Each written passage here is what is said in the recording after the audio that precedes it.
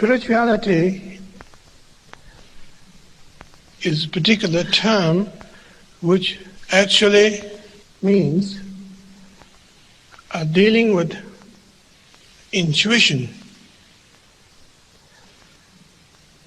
In the theistic tradition, there is a notion of clinging into a word.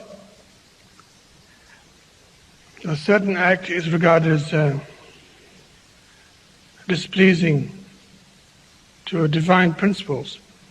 A certain act is regarded as pleasing for the divine whatever. In the tradition of non-theism, however, it is very direct that the case history are not particularly important. What is actually important is here and now. Here and now. Now is definitely now. We try to experience what is available there on the spot. There's no point in thinking that the past did exist that we could have now. This is now. This very moment. This very moment. Nothing mystical, just now, very simple, straightforward. And from that nowness, however, arises a sense of intelligence, always, that you are constantly interacting with the reality one by one, spot by spot, constantly. We actually experience fantastic precision, always. But we are threatened by the now, so we jump to the past or the future. Paying attention to the materials that exist in our life, such rich life that we lead. All these choices takes place all the time, but none of them are regarded as bad or good per se. Everything we experience are unconditional experience. They don't come along with a label by saying this is regarded as bad, or this is good. But we experience them, but we don't actually pay heed to them properly. We don't actually regard that as that we are going somewhere. We regard that as a hassle, waiting to be dead. Waiting to be dead. Waiting to be dead. Waiting to be dead.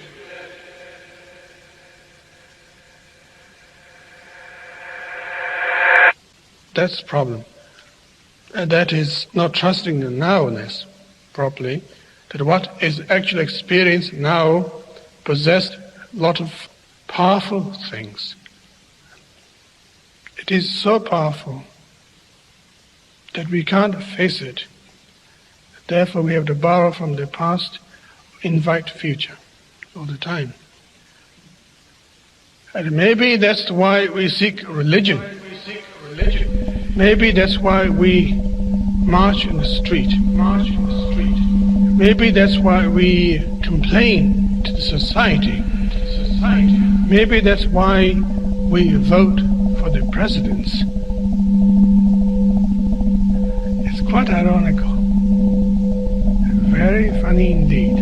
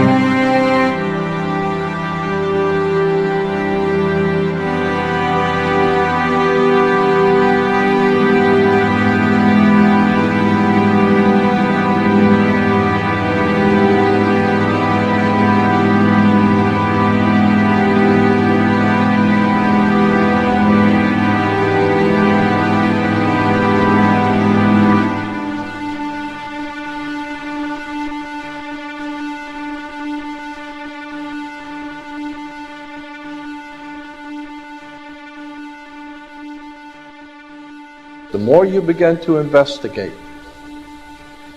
what we think we understand, where we came from, what we think we're doing, the more you begin to see we've been lied to. We've been lied to by every institution. What makes you think for 1 minute that the religious institution is the only one that's never been touched? The religious institutions of this world are at the bottom of the dirt. The religious institutions in this world are put there by the same people who gave you your government, your corrupt education, who set up your international banking cartels, because our masters don't give a damn about you or your family. All they care about is what they have always cared about, and that's controlling the whole damn world. We have been misled away from the true and divine presence in the universe that men have called God. I don't know what God is, but I know what He isn't. And unless and until you are prepared to look at the whole truth, and wherever it may go, whoever it may lead to, if you want to look the other way, or if you want to play favorites, then somewhere along the line you're going to find out you're messing with divine justice. The more you educate yourself, the more you understand where things come from, the more obvious things become, and you begin to see lies everywhere. You have to know the truth and seek the truth, and the truth will set you free.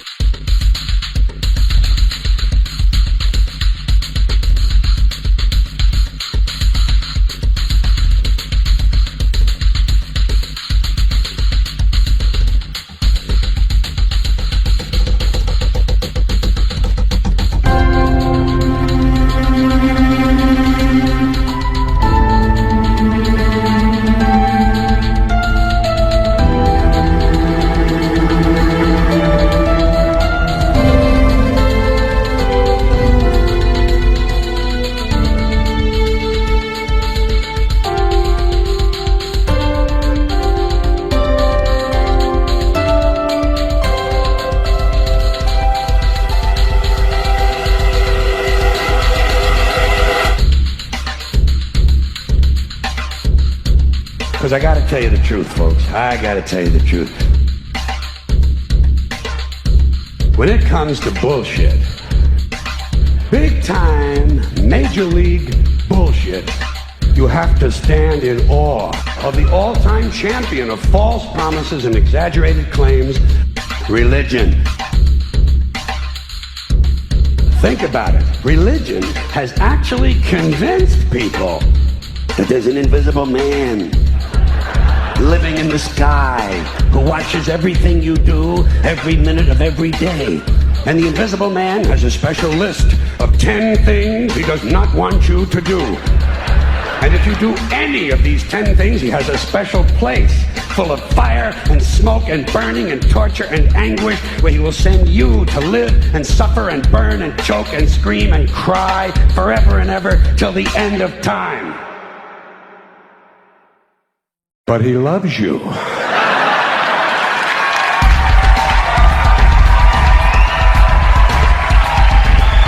loves you. He loves you, and he needs money. He always needs money. He's all powerful, all perfect, all knowing, and all wise. Somehow, just can't handle money. Religion takes in billions of dollars, they pay no taxes, and they always need a little more. Now, you talk about a good bullshit story. Holy shit.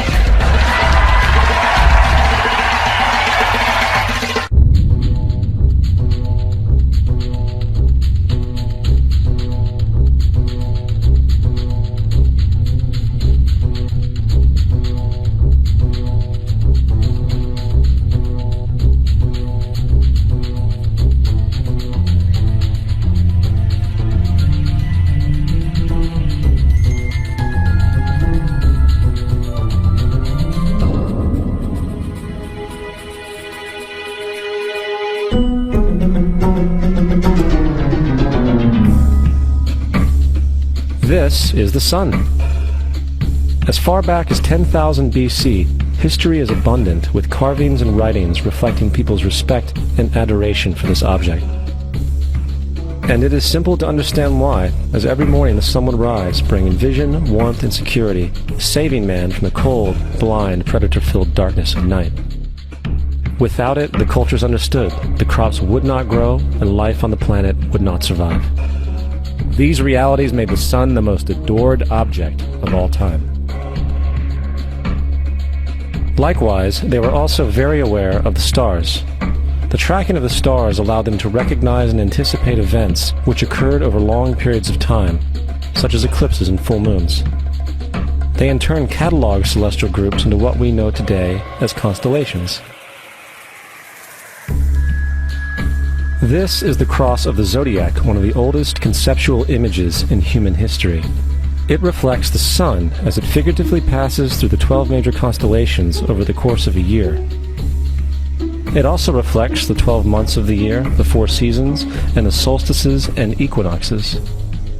The term zodiac relates to the fact that constellations were anthropomorphized, or personified, as figures or animals.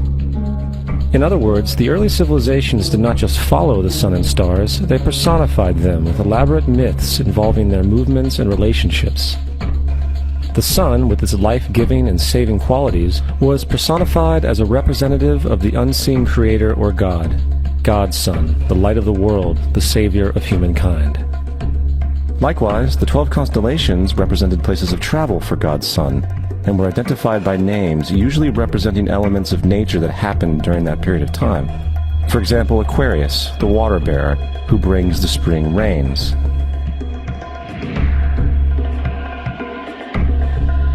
This is Horus. He is the sun god of Egypt of around 3000 BC. He is the sun anthropomorphized, and his life is a series of allegorical myths involving the sun's movement in the sky. From the ancient hieroglyphics in Egypt, we know much about this solar messiah. For instance, Horus, being the sun or the light, had an enemy known as Set, and Set was the personification of the darkness or night. And, metaphorically speaking, every morning Horus would win the battle against Set, while in the evening Set would conquer Horus and send him into the underworld. It is important to note that dark versus light, or good versus evil, is one of the most ubiquitous mythological dualities ever known, and is still expressed on many levels to this day. Broadly speaking, the story of Horus is as follows. Horus was born on December 25th of the Virgin Isis Mary. His birth was accompanied by a star in the east, and upon his birth he was adored by 3 kings. At the age of 12, he was a prodigal child teacher, and at the age of 30, he was baptized by a figure known as Anup, and thus began his ministry. Horus had 12 disciples he traveled about with, performing miracles such as healing the sick and walking on water. Horus was known by many gestural names such as the Truth, the Light, God's Anointed Son, the Good Shepherd, the Lamb of God, and many others. After being betrayed by Typhon, Horus was crucified, buried for 3 days, and thus resurrected. These attributes of Horus, whether original or not, seem to permeate many cultures of the world, for many other gods are found to have the same general mythological structure.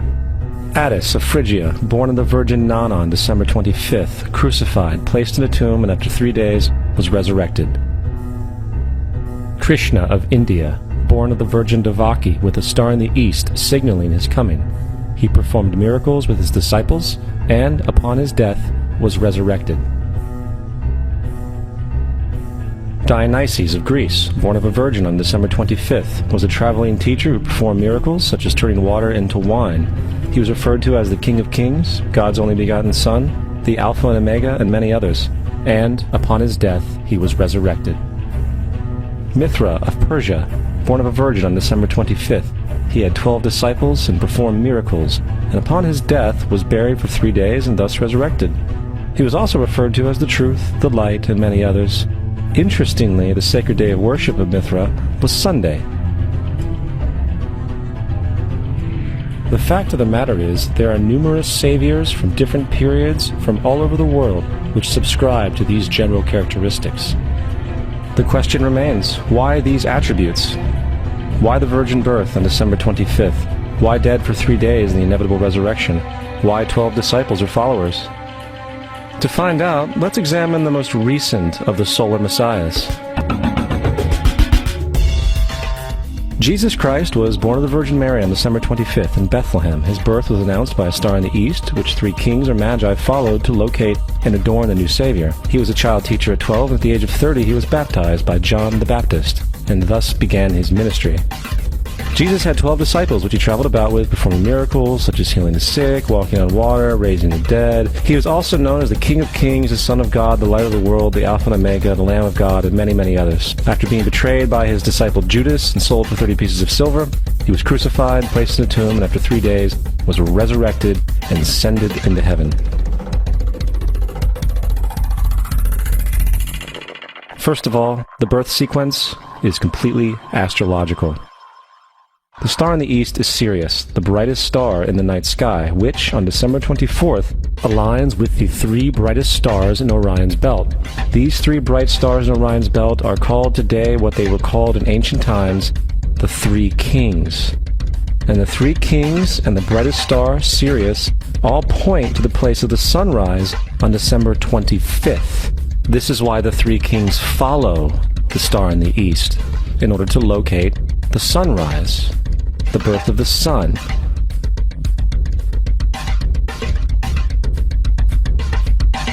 The Virgin Mary is the constellation Virgo, also known as Virgo the Virgin. Virgo in Latin means virgin. Virgo is also referred to as the house of bread, and the representation of Virgo is a virgin holding a sheaf of wheat. This house of bread and its symbol of wheat represents August and September, the time of harvest.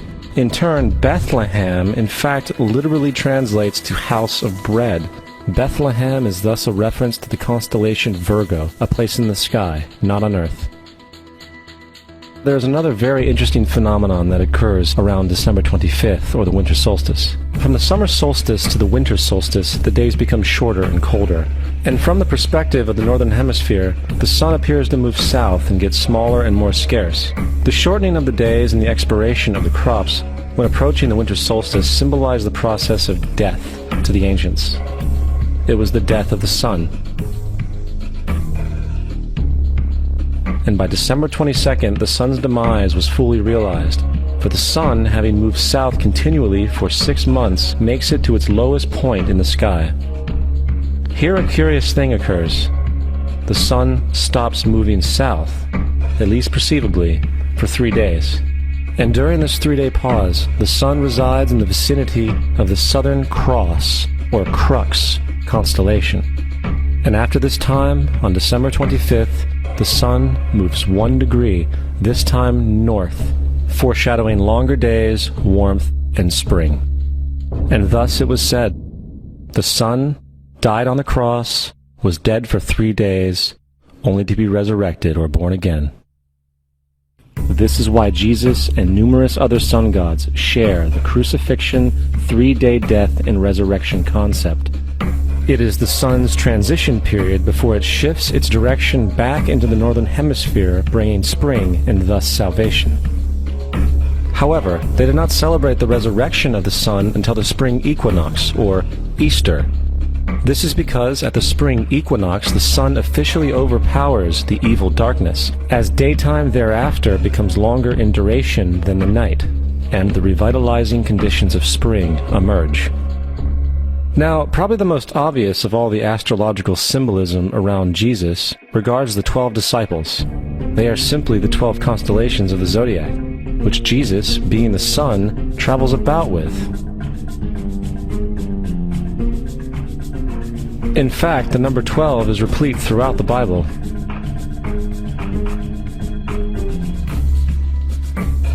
Coming back to the cross of the zodiac, the figurative life of the sun, this was not just an artistic expression or tool to track the sun's movement. It was also a pagan spiritual symbol, the shorthand of which looked like this. This is not a symbol of Christianity. It is a pagan adaptation of the cross of the zodiac.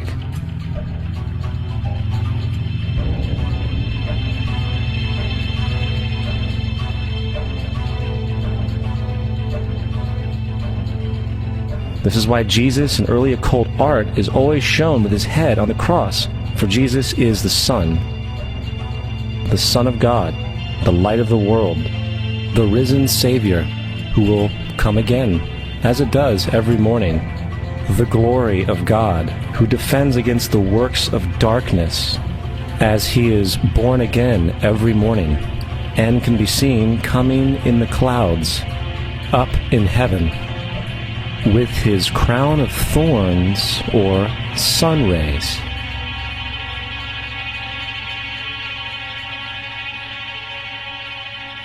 Now, of the many astronomical metaphors in the Bible, one of the most important has to do with the ages. Throughout the scriptures, there are numerous references to the age. In order to understand this, we need to be familiar with a phenomenon known as the precession of the equinoxes. The ancient Egyptians, along with cultures long before them, recognized that approximately every 2150 years, the sunrise on the morning of the spring equinox would occur in a different sign of the zodiac. This has to do with a slow, angular wobble that the Earth maintains as it rotates on its axis. It is called a precession because the constellations go backwards rather than through the normal yearly cycle. The amount of time it takes for the precession to go through all 12 signs is roughly 25,765 years. This is also called the Great Year, and ancient societies were very aware of this, and they referred to each 2150-year period as an age. From 4300 BC to 2150 BC, it was the age of Taurus, the bull. From 2150 BC to 1 AD, it was the age of Aries, the ram. And from 1 AD to 2150 AD, it is the age of Pisces, the age we are still in to this day. And in and around 2150, we will enter the new age, the age of Aquarius. Now, the Bible reflects, broadly speaking, a symbolic movement through 3 ages while foreshadowing a 4th. In the Old Testament, when Moses comes down Mount Sinai with the 10 Commandments, he is very upset to see his people worshiping a golden bull calf. In fact, he shattered the stone tablets and instructed his people to kill each other in order to purify themselves. Most biblical scholars will attribute this anger to the fact that the Israelites were worshiping a false idol or something to that effect. The reality is, the golden bull is Taurus the bull, and Moses represents the new age of Aries the ram. This is why Jews even today still blow the ram's horn. Moses represents the new age of Aries, and upon the new age, everyone must shed the old age. Other deities mark these transitions as well, such as Mithra, a pre-Christian god who kills the bull in the same symbology.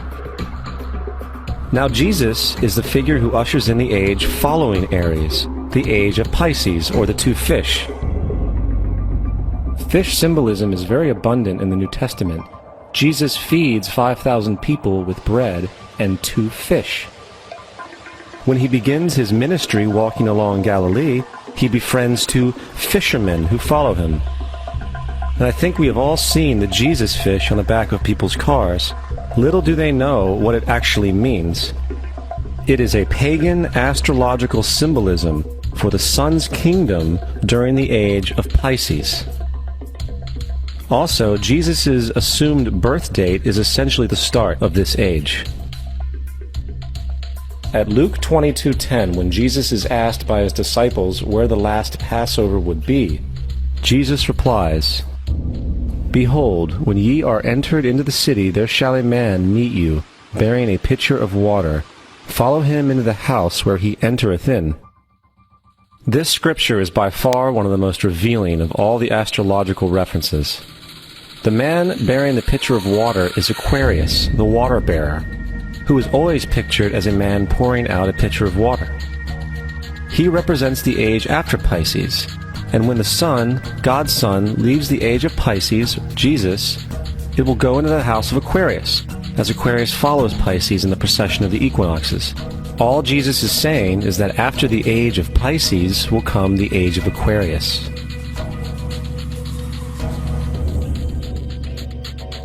Now, we have all heard about the end times and the end of the world.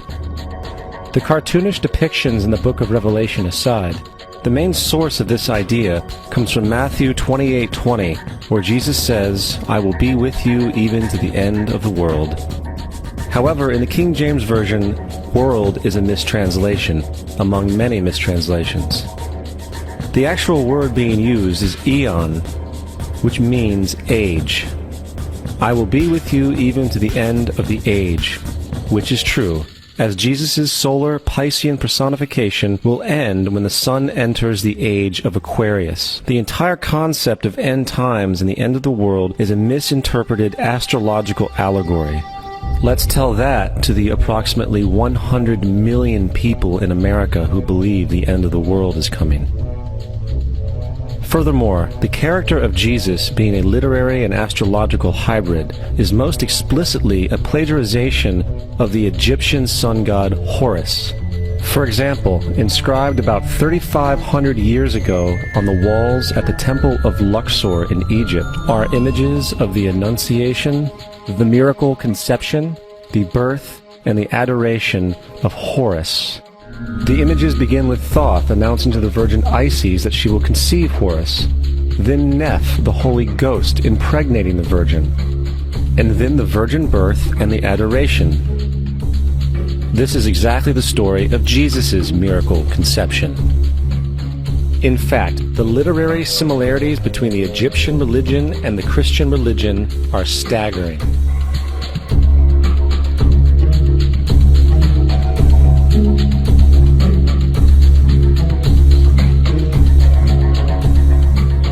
And the plagiarism is continuous. The story of Noah and Noah's Ark is taken directly from tradition. The concept of the Great Flood is ubiquitous throughout the ancient world, with over 200 cited claims in different periods and times. However, one need look no further for a pre-Christian source than the Epic of Gilgamesh, written in 2600 BC. This story talks of a great flood commanded by God, an ark with saved animals upon it, and even the release and return of a dove, all held in common with the biblical story, among many other similarities. And then there is the plagiarized story of Moses. Upon Moses' birth, it is said that he was placed in a reed basket and set adrift in a river in order to avoid infanticide. He was later rescued by a daughter of royalty and raised by her as a prince.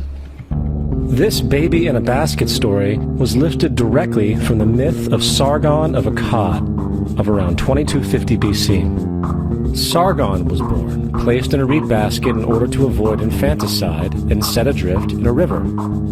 He was in turn rescued and raised by Aki, a royal midwife. Furthermore, Moses is known as the lawgiver, the giver of the Ten Commandments, the Mosaic Law. However, the idea of a law being passed from God to a prophet up on a mountain is also a very old motif. Moses is just another lawgiver in a long line of lawgivers in mythological history. In India, Manu was the great lawgiver. In Crete, Minos ascended Mount Dicta, where Zeus gave him the sacred laws, while in Egypt there was Meses, who carried stone tablets and upon them the laws of God were written. Manu, Minos, Meses, Moses. And as far as the Ten Commandments, they are taken outright from spell 125 in the Egyptian Book of the Dead. What the Book of the Dead phrased, "I have not stolen," became "thou shalt not steal." "I have not killed," became "thou shalt not kill." "I have not told lies," became "thou shalt not bear false witness," and so forth. In fact, the Egyptian religion is likely the primary foundational basis for the Judeo-Christian theology.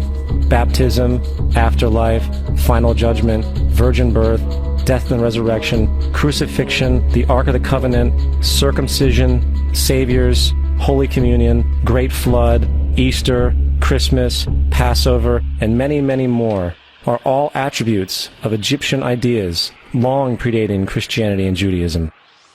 Justin Martyr, one of the first Christian historians and defenders, wrote, "When we say that he, Jesus Christ, our teacher, was produced without sexual union, was crucified and died and rose again and ascended into heaven, we propound nothing different from what you believe regarding those who you esteem sons of Jupiter." In a different writing, Justin Martyr said, "He was born of a virgin, except this in common with what you believe of Perseus." It's obvious that Justin and other early Christians knew how similar Christianity was to the pagan religions. However, Justin had a solution. As far as he was concerned, the devil did it. The devil had the foresight to come before Christ and create his characteristics in the pagan world. Fundamentalist Christianity, fascinating. These people actually believe the world is 12,000 years old. Swear to God. I actually asked one of these guys, okay, dinosaur fossils. He says, dinosaur fossils? God put those here to test our faith.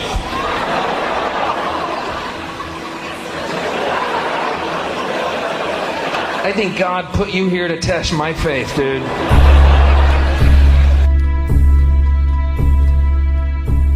The Bible is nothing more than an astrotheological literary hybrid, just like nearly all religious myths before it.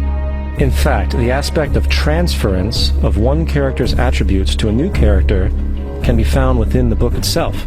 In the Old Testament, there is the story of Joseph. Joseph was a prototype for Jesus. Joseph was born of a miracle birth. Jesus was born of a miracle birth. Joseph was of 12 brothers. Jesus had 12 disciples. Joseph was sold for 20 pieces of silver. Jesus was sold for 30 pieces of silver. Brother Judah suggests the sale of Joseph. Disciple Judas suggests the sale of Jesus. Joseph began his work at the age of 30. Jesus began his work at the age of 30. The parallels go on and on. Furthermore, is there any non-biblical historical evidence of any person living with the name Jesus, the son of Mary, who traveled about with 12 followers, healing people and the like? There are numerous historians who lived in and around the Mediterranean, either during or soon after the assumed life of Jesus. How many of these historians document this figure? Not one.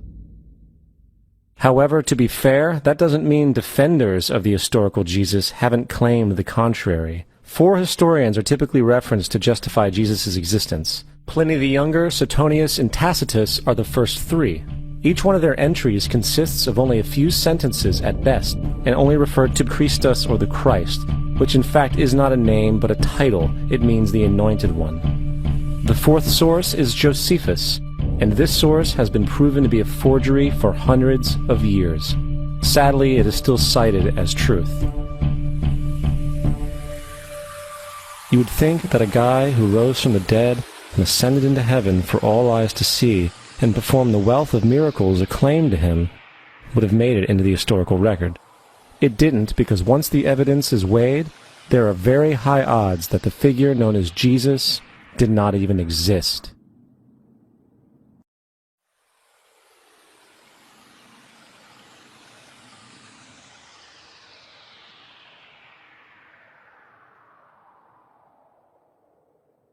We don't want to be unkind, but we want to be factual.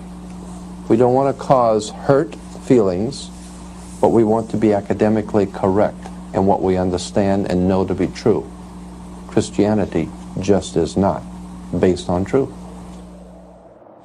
We find that Christianity was in fact nothing more than a Roman story, developed politically.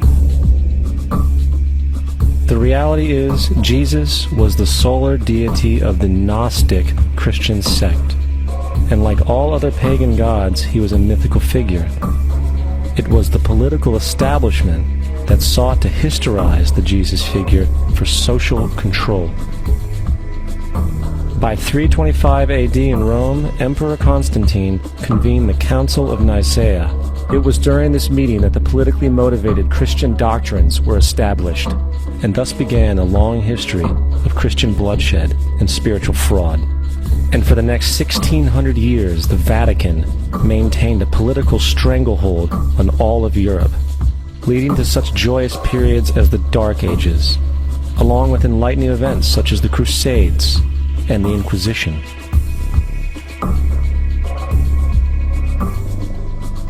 Christianity, along with all other theistic belief systems, is the fraud of the age. It serves to detach the species from the natural world, and likewise each other. It supports blind submission to authority.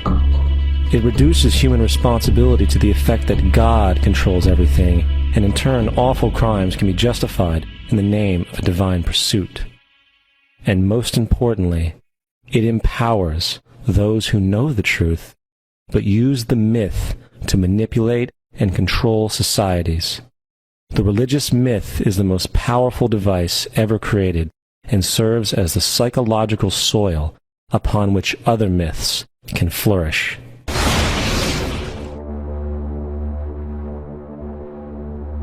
A myth is an idea that, while widely believed, is false. In a deeper sense, in the religious sense, a myth serves as an orienting and mobilizing story for a people. The focus is not on the story's relation to reality, but on its function. A story cannot function unless it is believed to be true in the community or the nation. It is not a matter of debate. If some people have the bad taste to raise the question of the truth of the sacred story, the keepers of the faith do not enter into debate with them. They ignore them or denounce them as blasphemers. It is wrong, blasphemous, and sinful for you to suggest, imply, or help other people come to the conclusion that the U.S. government killed 3,000 of its own citizens.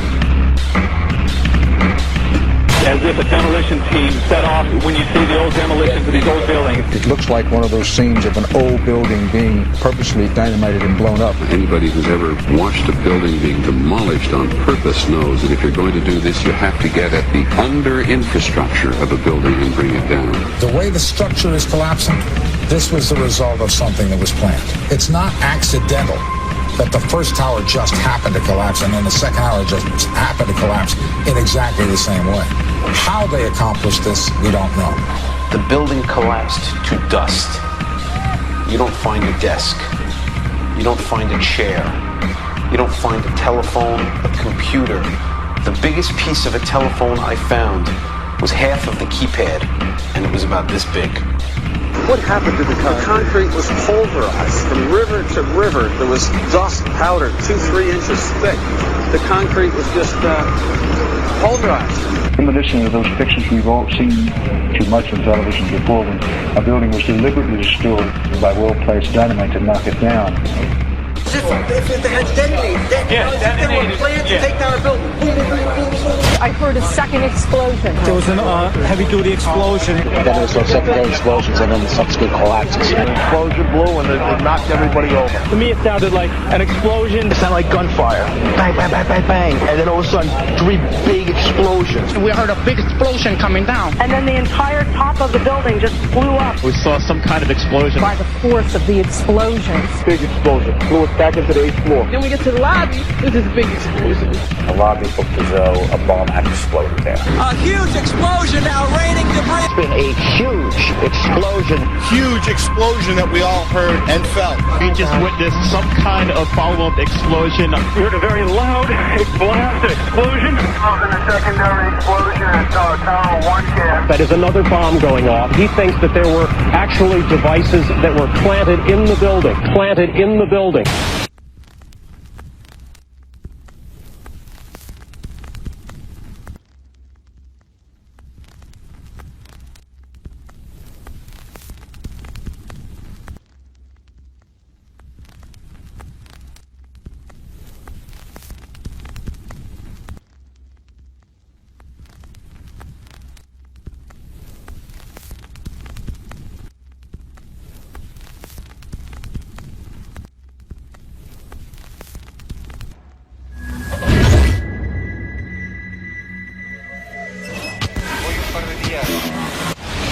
I don't think anybody could have predicted that they would try to use an airplane as a missile, a hijacked airplane as a missile. Nobody in our government, at least, and I don't think the prior government that could envision flying airplanes into buildings. No specific threat involving really a domestic operation or involving what happened, obviously, the city's airliner and so forth. There were no warning signs that I'm aware of. USA Today reports that in the 2 years before the attacks on September the 11th, NORAD conducted exercises using hijacked airliners as weapons.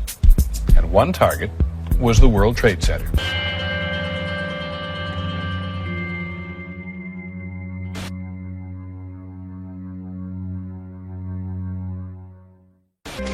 In confidential documents from the Philippines obtained by CNN, the plan was clear. He will board any American commercial aircraft, control its cockpit, and dive it at the CIA headquarters. Other buildings targeted the Pentagon and the World Trade Center. Security in counterterrorism was blinking red, in the words of George Tenet, that the warnings of an imminent attack were so severe that something dramatic should have been done. It was unparalleled. Instead, our president went on a month-long vacation.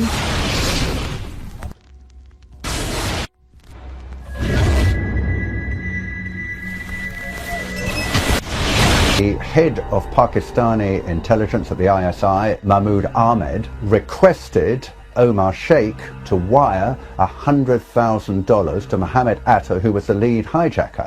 Hijacker Mohammed Atta received wire transfers via Pakistan. The man sending the money to Atta is believed to be Ahmed Umar Saeed Sheikh. Omar Sheikh admitted he was supported by the Pakistan government's intelligence service, the ISI.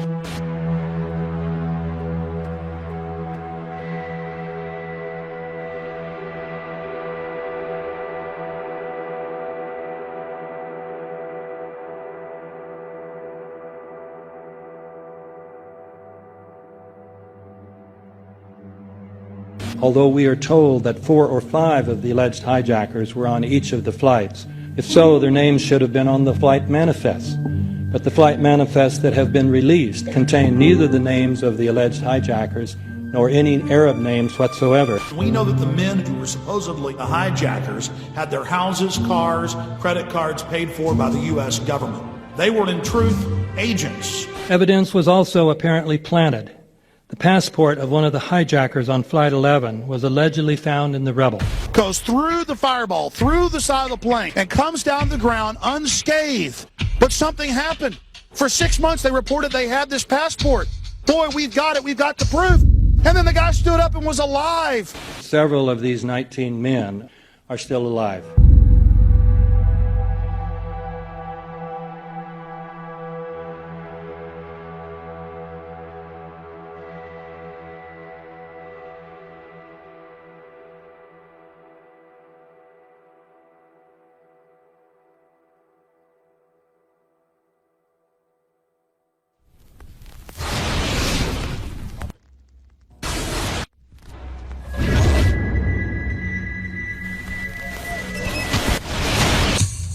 Of course we're after Saddam Hussein, bin Laden. He's January 2001, the Bush administration orders the FBI and intelligence agencies to back off investigations involving the bin Laden family, including 2 of Osama bin Laden's relatives, who were living, guess where, in Falls Church, Virginia, right next to CIA headquarters. When he was already America's most wanted criminal, he reportedly spent 2 weeks in the American hospital in Dubai, was treated by an American doctor, and visited by the local CIA agent.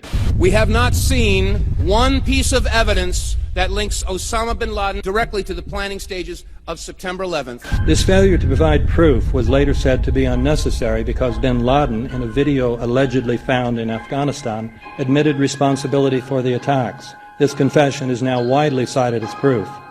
But the man in this video has darker skin, fuller cheeks, and a broader nose than the Osama bin Laden of all other videos. We again seem to have planted evidence. In 1976, Osama's older brother Salim bin Laden hired a man in Texas by the name of Jim Bath to handle all the investments in the United States for the bin Laden family. Jim Bath also happens to be a personal, almost lifelong friend and former Air National Guard pilot with George W. Bush. The connections between the Bushes and the bin Ladens become much more clear when George Herbert Walker Bush made trips to Saudi Arabia in 1998 and 2000 to meet with the bin Laden family on behalf of a company called the Carlyle Group.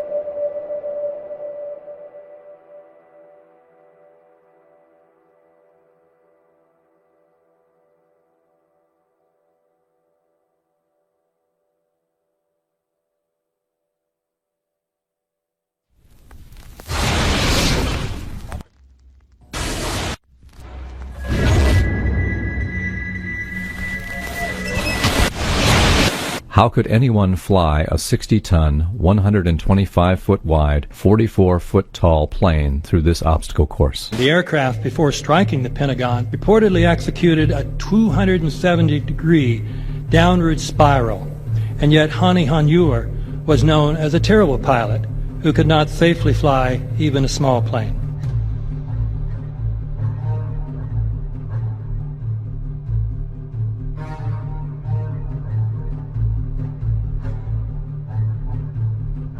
No seats, no luggage, no bodies. Nothing but bricks and limestone. The official explanation is that the intense heat from the jet fuel vaporized the entire plane. Flight 77 had 2 Rolls-Royce engines made of steel and titanium alloy and weigh 6 tons each. It is scientifically impossible that 12 tons of steel and titanium was vaporized by jet fuel. We're also told that the bodies were able to be identified either by their fingerprints or by the DNA. So what kind of fire can vaporize aluminum and tempered steel and yet leave human bodies intact? From my close-up inspection, there's no evidence of a plane having crashed anywhere near the Pentagon. And as I said, the only pieces left that you can see are small enough that you could pick up in your hand. Shortly after the strike, government agents picked up debris and carried it off. The entire lawn was covered with dirt and gravel, so that any remaining forensic evidence was literally covered up. The videos from security cameras, which would show what really hit the Pentagon, were immediately confiscated by agents of the FBI, and the Department of Justice has to this day refused to release them. If these videos would prove that the Pentagon was really hit by a 757, most of us would assume the government would release them.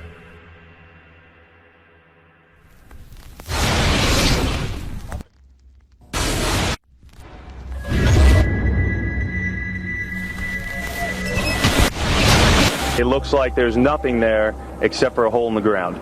Basically, that's right. The only thing you could see from where we were was a big gouge in the earth and some broken trees. We could see some people walking around in the area, but from where we could see, there wasn't much left. Any large pieces of debris at all? No, there was nothing that you could distinguish that a plane had crashed there.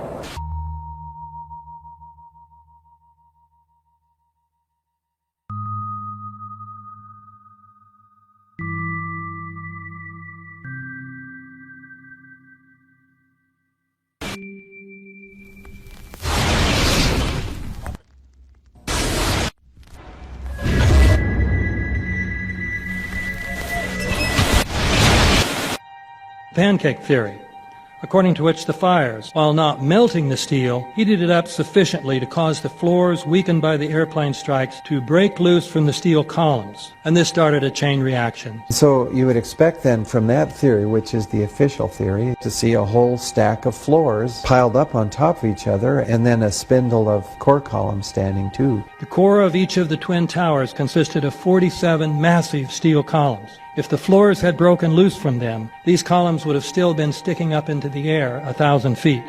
The plane did not cut all those core columns. We designed the buildings to take the impact of the Boeing 707 hitting the building at any location. The building probably could sustain multiple impacts of jetliners. That the plane flew straight into the building. Through him, right. Yeah. So you're saying that the building was actually designed to cope with a hole like that and still survive? Yeah, it was. If you had dropped, say, a billiard ball From the top of the World Trade Center, 110 floors up there, it would have taken 8 to 10 seconds to hit the ground, encountering no resistance whatsoever. The Twin Towers came down in nearly free-fall speed. 200,000 tons of steel shatters and explodes outwards over 500 feet. This means that floors shattered at an average rate of about 10 floors per second. There is no scenario for a pancake effect of buildings falling that allows them to fall at the rate of free fall. Now what can do that? What can move mass out of the way? Explosives.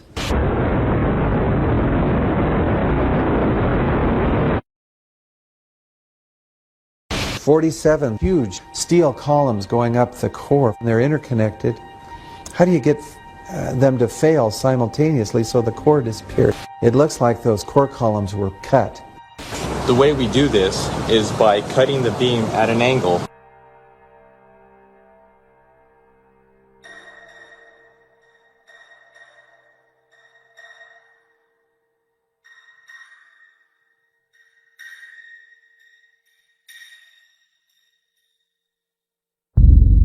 I started looking at the molten metal. All three buildings, both towers in the rubble, in the basement areas, and Building 7, there's these pools of molten metal.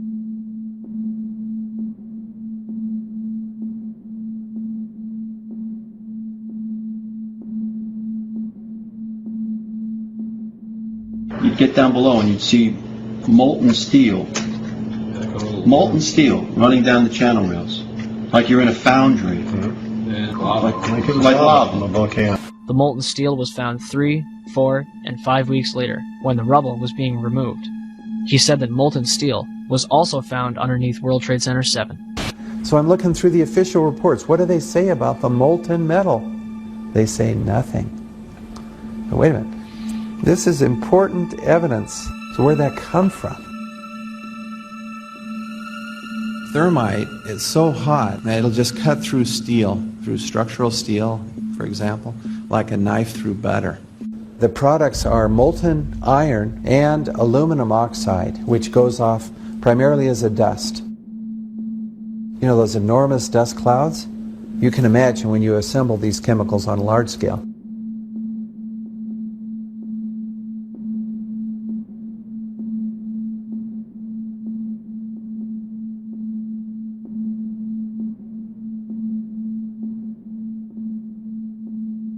Molten metal pools under both towers after they collapsed, and Building 7. Now, Building 7 wasn't even hit by a jet.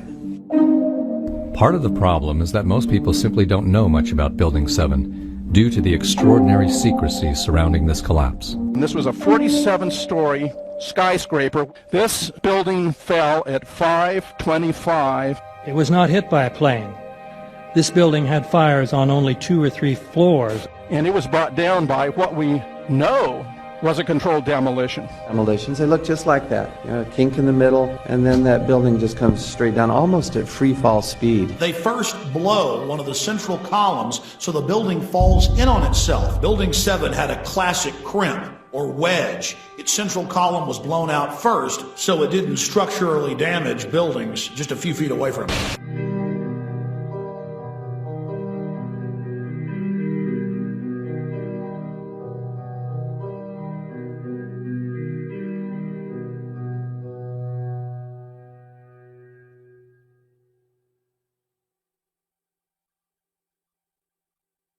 Our office was on the B1 level. As I was talking to a supervisor at 8:46, and all of a sudden we hear, boom! An explosion so hard that pushed us upwards. And it came from the basement between the B2 level and the B3 level. And when I went to verbalize, we hear, boom! The impact of the plane on the top. As I'm walking by the main freight corridor building in the corridor, that's when I got blown. I mean, the impact of the explosion threw me to the floor, and that's when everything started happening. All of a sudden, a big impact happened again, and all the ceiling tile was falling down, the light fixtures were falling. You know, you got to go clear across the whole from 1 to 2 World Trade Center, and then all of a sudden, it happened all over again. Something else hit us to the floor. Right in the basement, you felt it. Walls were caving in, everything that was going on. I mean, I know of people that got killed in the basement. I know of people that got broken legs in the basement. People that got reconstructive surgery because the walls hit them in the face.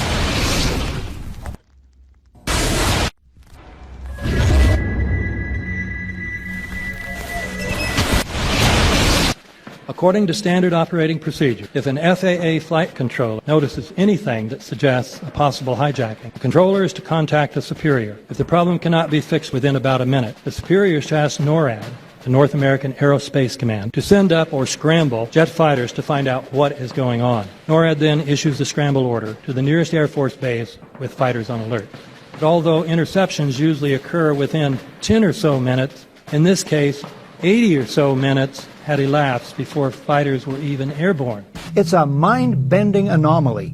Not a single U.S. Air Force interceptor turns a wheel until it's too late. There are no jets at all. What if they were so confused and had been so deliberately confused that they couldn't respond?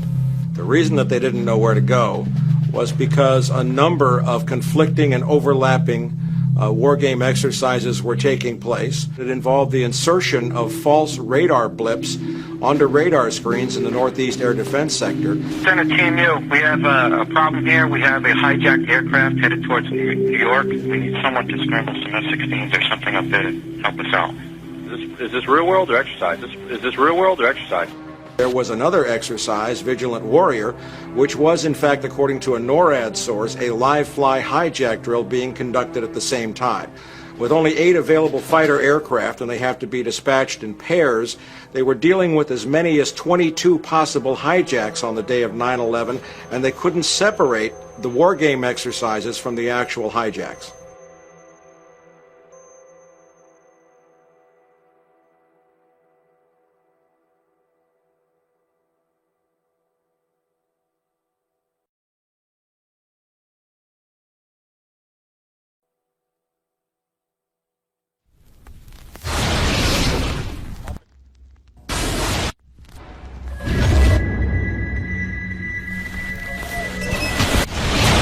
Page 172.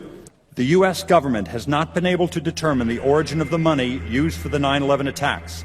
Ultimately, the question is of little practical significance. The American authorities have not managed to trace the source of the funding. And then the most amazingly disingenuous statement, ultimately, is it of little consequence. It is of massive consequence. Doesn't it matter who paid for 9/11? The collapse of Building 7 has been recognized as especially difficult to explain. The 9/11 Commission report implicitly admitted that it could not explain the collapse of this building by not even mentioning it. President, why are you and the Vice President insisting on appearing together before the 9/11 Commission? Because the 9/11 Commission wants to ask us questions. That's why we're meeting, and I look forward to meeting with them and answering their questions. Why you're appearing together rather than separately, which was their request? Because it's a good chance for both of us to answer questions that the 9/11 Commission is looking forward to asking us, and I'm looking forward to answering them. Let's see. Do you think they should be able to stand up and speak their own words? They should go under oath. They should be, yeah, in public.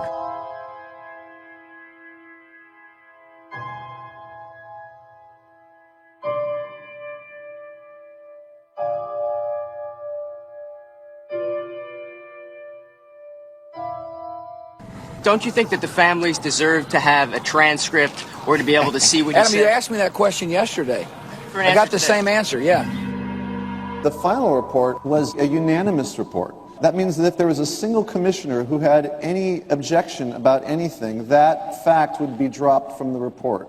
We have found out that he not only served on the transition team of the Bush administration, that he was a person who wrote a draft memo for the setup of the Bush administration's National Security Council, that he was an individual who wrote the preemptive war strategy that was eventually used for the war in Iraq, that he is a close friend of Condoleezza Rice's. We want him to resign. There is literally nothing in the 9/11 report that the Bush administration did not approve of.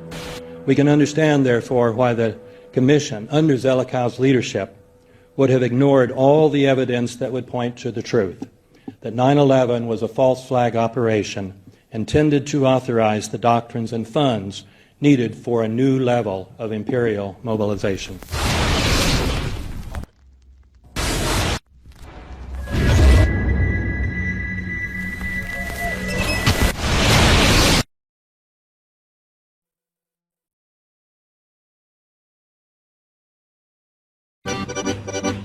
armed with knives, armed with chemical, biological, nuclear weapons. Fanatic terrorist, September 11th. September 11th, killers, September 11th, terrorists. Terrorists of Al-Qaeda, terrorists, nuclear weapons, terrorists. 9/11, terror, terrorist, evil. September 11th, September 11th. The terrorists, war and danger. September 11th, terrorism, global terrorism, terrorism, terrorists, terrorists, terrorists, terrorists, terrorists, the terror, terrorists, terrorist, terrorism. September 11th, global terrorism, terrorist, terrorism. September 11th, world terrorism, terrorism. September 11th, global terrorism. September the 11th, terror, weapons of mass destruction. September the 11th, terrorists, the evil terrorists, no.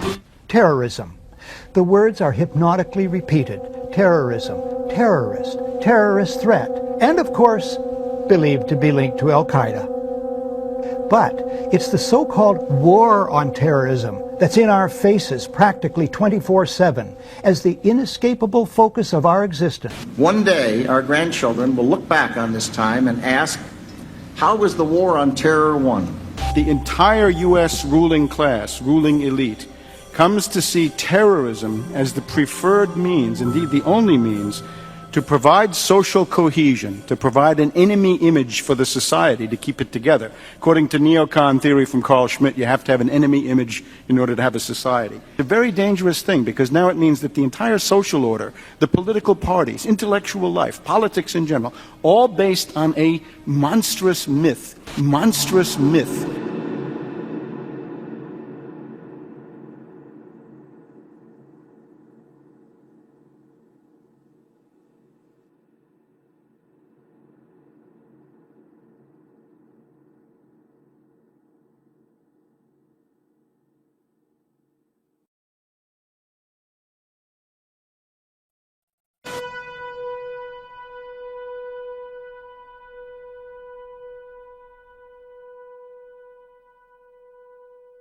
Look, the CIA has done in this country, what they've done to us is unbelievable. Look at the terrorist acts that have occurred. The CIA behind most, if not all of them. We had the Marine barracks. We had our embassy in Kenya. We had Pan Am 103. We had the USS Cole. We had Oklahoma City. We had the World Trade Center in 1993. That helped the terrorists blow up the World Trade Center the first time. They built the bomb. They got the driver's license. The informant, the FBI informant, a fellow named Salam, a 43-year-old former Egyptian army officer, he was given the assignment to put the bomb together. And he went to his supervisor, his FBI supervisor, and said, we're going to put a dummy bomb in here, right? And the FBI supervisor said, no, we're going to put a real bomb. The FBI actually carried out the attack on the World Trade Center in 1993. They actually hired Ahmad Salam and paid him $1 million and gave him real explosives, a detonator, and told him to build a bomb and to give it to the foolish people that he was controlling to allow them to attack the World Trade Center complex. Unfortunately for them, there were only 6 people killed, not enough to pass the legislation. So what happened is 2 years later, April 19, 1995, down comes Oklahoma City Murrah building, 168 people killed. 1 year later, the anti-terrorism legislation that takes away many of our constitutional rights and civil liberties is passed.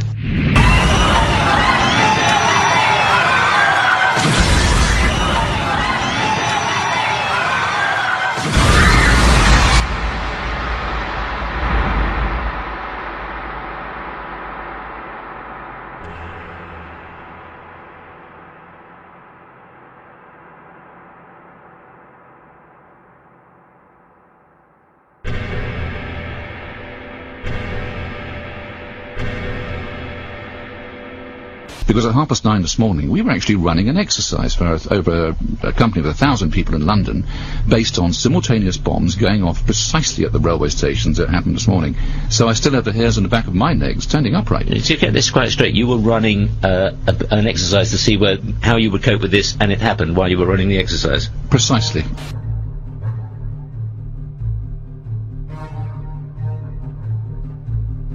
Supposed to believe is some kind of coincidence, there was also an anti-terrorist drill going on 7/7.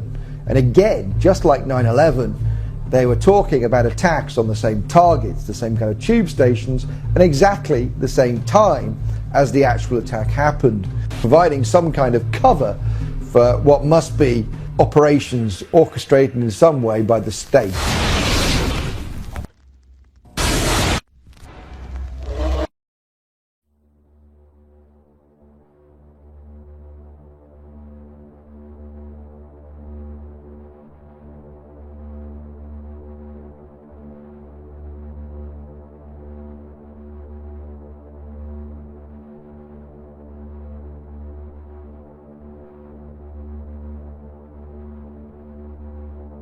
I am absolutely appalled at how much people in this country do not think.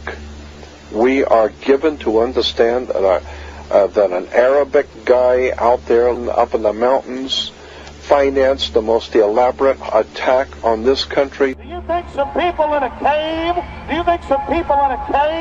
were able to have NORAD stand down? Do you think that people in a cave were able to have all of this happen? And when I think about how many Americans were killed in New York City, and believing as I do that this thing was a setup job, this is a textbook operation that Nazis used, and they've used it over and over again. America has been suckered in one more time. I don't have to tell you things are bad. Everybody knows things are bad. The dollar buys a nickel's worth. Banks are going bust. Shopkeepers keep a gun under the counter. Punks are running wild in the street. There's nobody anywhere who seems to know what to do, and there's no end to it. We know the air is unfit to breathe, and our food is unfit to eat. We sit watching our TVs while some local newscaster tells us that today we had 15 homicides and 63 violent crimes, as if that's the way it's supposed to be. We know things are bad, worse than bad. They're crazy. It's like everything everywhere is going crazy, so we don't go out anymore. We sit in the house, and slowly the world we're living in is getting smaller, and all we say is, please, at least leave us alone in our living rooms. Let me have my toaster and my TV and my steel-belted radios, and I won't say anything. Just leave us alone. Well, I'm not going to leave you alone. I want you to get mad. I don't want you to protest. I don't want you to riot. I don't want you to write to your congressman because I wouldn't know what to tell you to write. I don't know what to do about the depression and the inflation and the Russians and the crime in the street. All I know is that first, you've got to get mad. You've got to say, I'm a human being. God damn it. My life has value.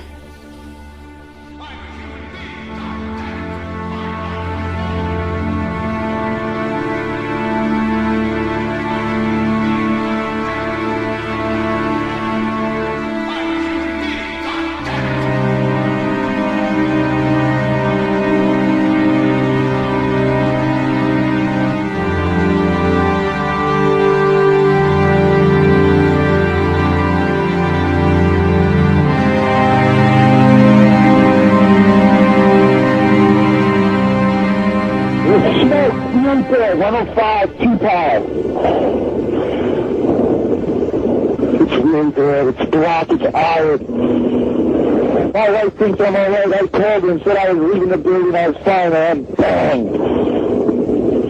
The three of us, 2 broken windows. Oh, God! Ah!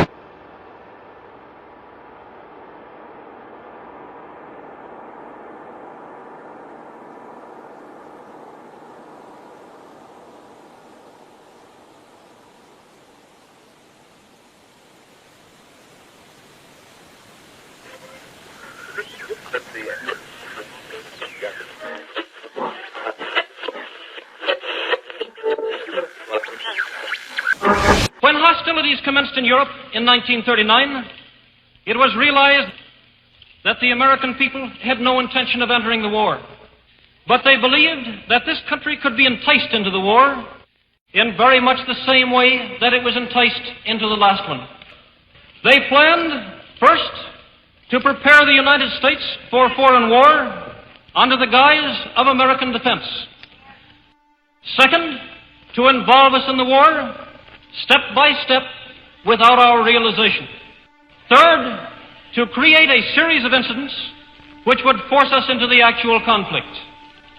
These plans were, of course, to be covered and assisted by the full power of their propaganda. Our theaters soon became filled with plays portraying the glory of war. newsreels lost all semblance of objectivity, and they have used the war to justify the restriction of congressional power and the assumption of dictatorial procedures on the part of the President and his appointees. A fear campaign was inaugurated. We cannot allow the natural passions and prejudices of other peoples to lead our country to destruction.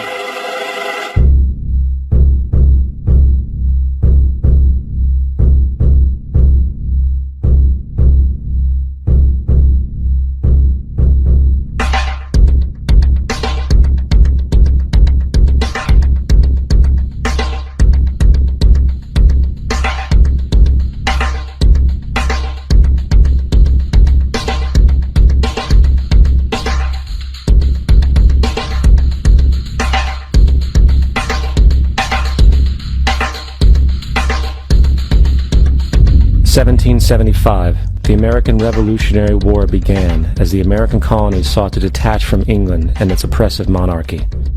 Though many reasons are cited for the revolution, one in particular sticks out as the prime cause: that King George III of England outlawed the interest-free, independent currency the colonies were producing and using for themselves, in turn forcing them to borrow money from the Central Bank of England at interest, immediately putting the colonies into debt.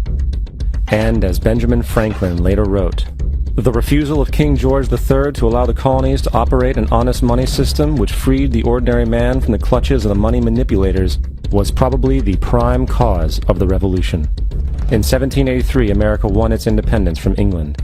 However, its battle against the central bank concept and the corrupt, greed-filled men associated with it had just begun. So what is a central bank? A central bank is an institution that produces the currency of an entire nation. Based on historical precedent, two specific powers are inherent in central banking practice: the control of interest rates and the control of the money supply, or inflation. The central bank does not simply supply a government's economy with money, it loans it to them at interest. Then, through the use of increasing and decreasing the supply of money, the central bank regulates the value of the currency being issued. It is critical to understand that the entire structure of this system can only produce one thing in the long run: debt. It doesn't take a lot of ingenuity to figure this scam out. For every single dollar produced by the central bank is loaned at interest. That means every single dollar produced is actually the dollar plus a certain percent of debt based on that dollar.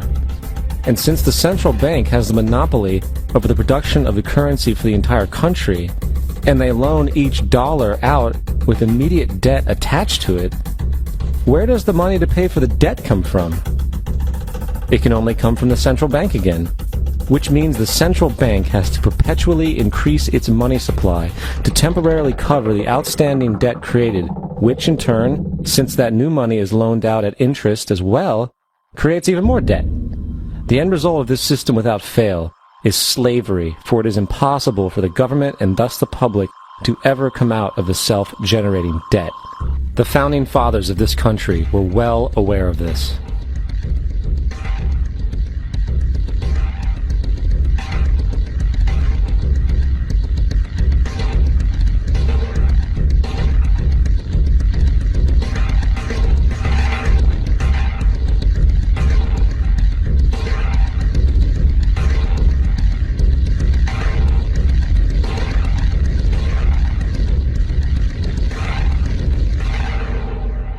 By the early 20th century, the U.S. had already implemented and removed a few central banking systems, which were swindled into place by ruthless banking interests.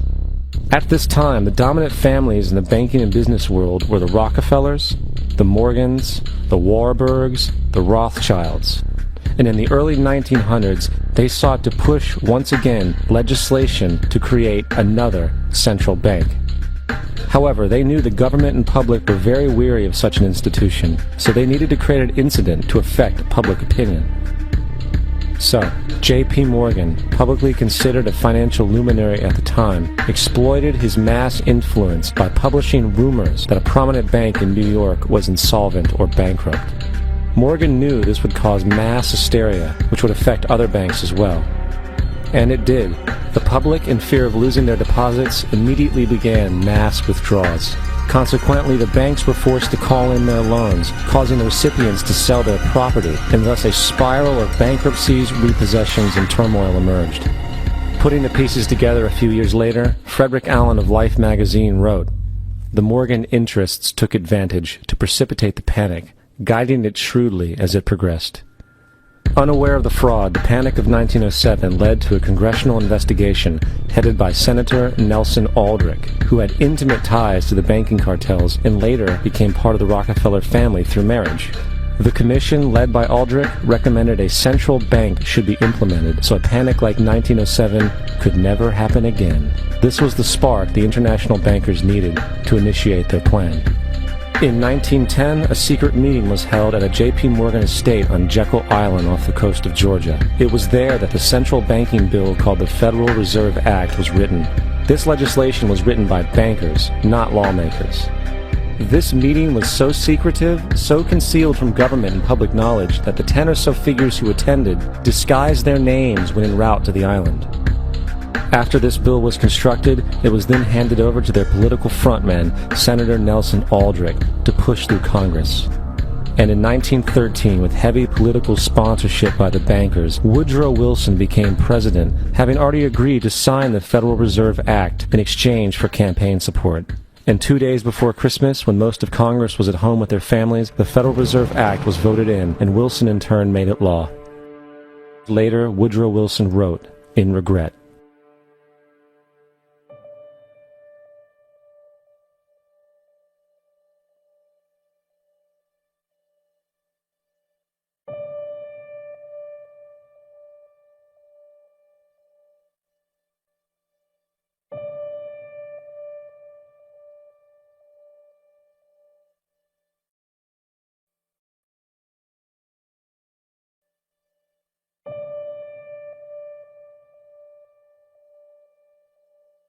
Congressman Louis McFadden also expressed the truth after the passage of the bill.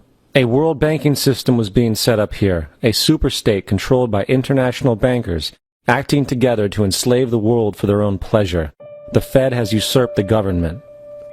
Now, the public was told that the Federal Reserve System was an economic stabilizer, and inflation and economic crises were a thing of the past. Well, as history has shown, nothing is further from the truth. The fact is, the international bankers now had a streamlined machine to expand their personal ambitions. It's alive! It's alive! It's alive! For example, from 1914 to 1919, the Fed increased the money supply by nearly 100%, resulting in extensive loans to small banks and the public. Then, in 1920, the Fed called in mass percentages of the outstanding money supply, thus resulting in the supporting banks having to call in huge numbers of loans, and, just like 1907, bank runs, bankruptcy, and collapse occurred. Over 5,400 competitive banks outside of the Federal Reserve System collapsed, further consolidating the monopoly of a small group of international bankers. Privy to this crime, Congressman Lindbergh stepped up and said in 1921, "Under the Federal Reserve Act, panics are scientifically created. The present panic is the first scientifically created one, worked out as we figure a mathematical equation." However, the panic of 1920 was just a warm-up.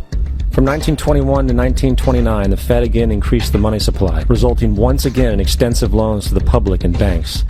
There was also a fairly new type of loan called a margin loan in the stock market. Very simply, the margin loan allowed an investor to put down only 10% of a stock's price, with the other 90% being loaned through the broker. In other words, a person could own $1,000 worth of stock with only $100 down. This method was very popular in the roaring 1920s, as everyone seemed to be making money in the market. However, there was a catch to this loan. It could be called in at any time and had to be paid within 24 hours. This is termed a margin call, and the typical result of a margin call is the selling of the stock purchased with the loan. So, a few months before October in 1929, J.D. Rockefeller, Bernard Baruch, and other insiders quietly exited the market, and on October 24th, 1929, the New York financiers who furnished the margin loans started calling them in masse. This sparked an instantaneous, massive sell-off in the market, for everyone had to cover the margin loans. It then triggered mass bank runs for the same reason, in turn collapsing over 16,000 banks, enabling the conspiring international bankers to not only buy up rival banks at a discount, but to also buy up whole corporations at pennies on the dollar. It was the greatest robbery in American history. But that didn't stop there. Rather than expanding the money supply in order to recover from this economic collapse, the Fed actually contracted it, fueling one of the largest depressions in history.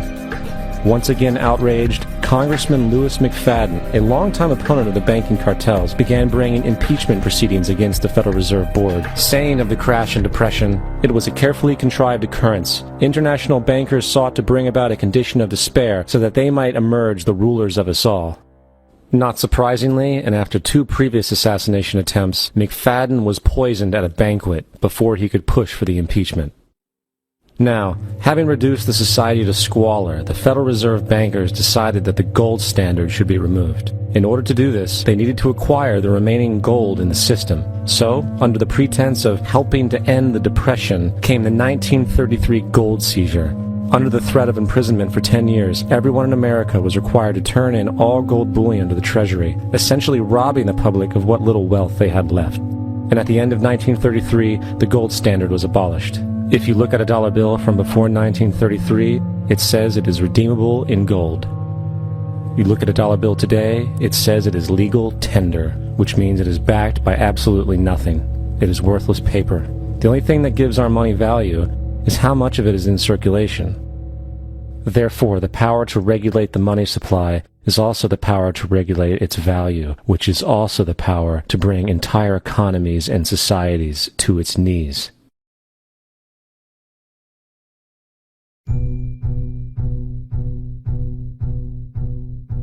It's important to clearly understand, the Federal Reserve is a private corporation. It is about as Federal Express. It makes its own policies and is under virtually no regulation by the U.S. government. It is a private bank that loans all the currency at interest to the government, completely consistent with the fraudulent central banking model that the country sought to escape from when it declared independence in the American Revolutionary War. Now, going back to 1913, the Federal Reserve Act was not the only unconstitutional bill pushed through Congress. They also pushed the federal income tax. It's worthwhile to point out that the American public's ignorance towards the federal income tax is a testament to how dumbed down and oblivious the American population really is. First of all, the federal income tax is completely unconstitutional, as it is a direct, unapportioned tax. All direct taxes have to be apportioned to be legal based on the Constitution. Secondly, the required number of states in order to ratify the amendment to allow the income tax was never met, and this has even been cited in modern court cases.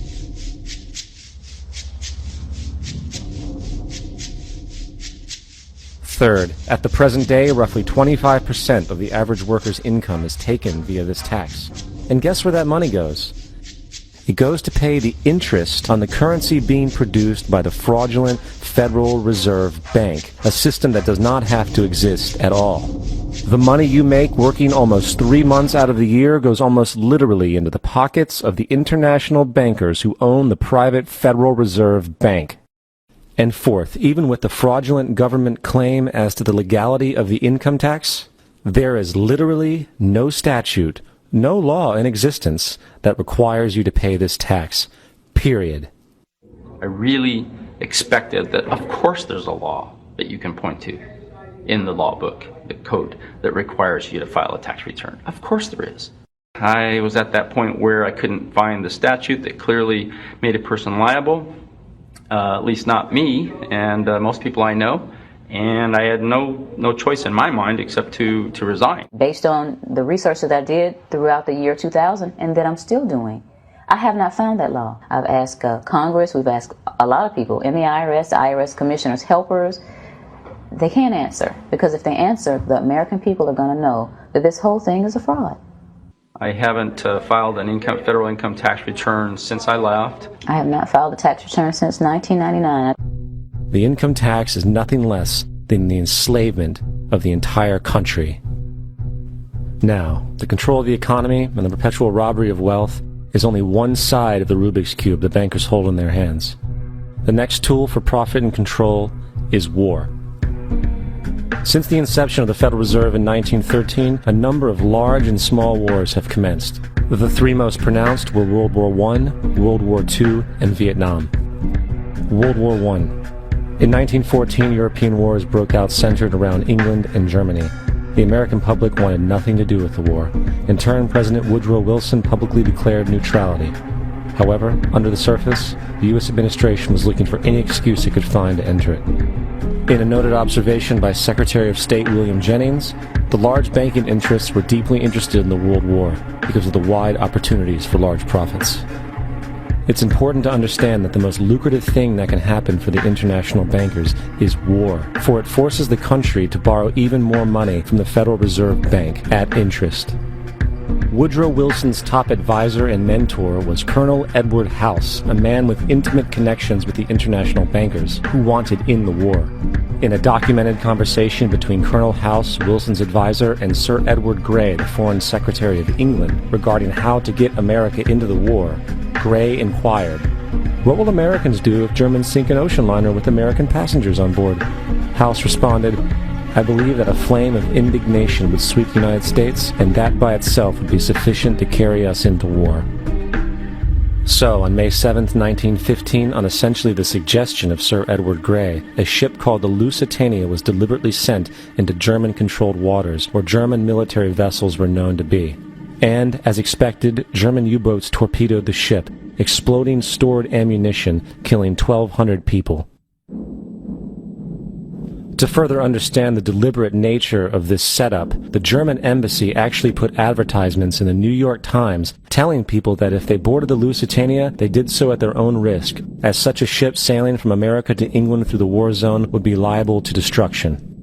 In turn, and as anticipated, the sinking of the Lusitania caused a wave of anger among the American population, and America entered the war a short time after. The First World War caused 323,000 American deaths. J.D. Rockefeller made $200 million off of it.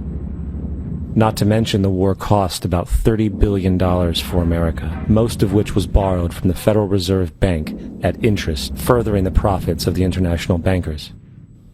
World War II. On December 7, 1941, Japan attacked the American fleet at Pearl Harbor, triggering our entry into that war. President Franklin D. Roosevelt declared the attack was a day that will live in infamy. A day of infamy indeed, but not because of the alleged surprise attack on Pearl Harbor.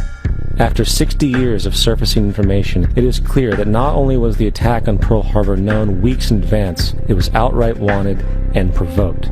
Roosevelt, whose family had been New York bankers since the 18th century, whose uncle Frederick was on the original Federal Reserve Board, was very sympathetic to the interests of the international bankers, and the interest was to enter the war, as we've seen, nothing is more profitable for international bankers than war. In a journal entry by Roosevelt's Secretary of War Henry Stimson, dated November 25, 1941, he documented a conversation he had with Roosevelt. The question was, how should we maneuver them into firing the first shot? It was desirable to make sure the Japanese be the ones to do this, so that there should remain no doubt as to who were the aggressors.